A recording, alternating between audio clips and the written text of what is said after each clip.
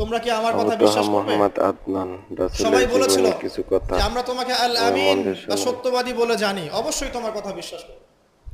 তখন তিনি বলেছিলেন, কুলু লা ইলাহা ইল্লাল্লাহ তুফলিহুন, তোমরা শুধু বলো লা ইলাহা ইল্লাল্লাহ, আল্লাহ ছাড়া কোনো ইলাহ নেই, তোমরা সফল হয়ে যাবে। এটা আইয়ামে জাহিলিয়াতের কথা। আবু লাহাব তালি দিয়েছিল, হাত দিয়ে তালি দিয়েছিল এবং ঢিল নিক্ষেপ করেছিল, নবী সাল্লাল্লাহু আলাইহি ওয়াসাল্লামকে কষ্ট দিয়েছিল। আল্লাহ পাক সূরা নাজিল করেছেন, তাব্বাত ইয়াদা আবি লাহাবি ওয়া তাব, ধ্বংস হোক আবু লাহাবের দুই হাত এবং সে নিজেও ধ্বংস হোক।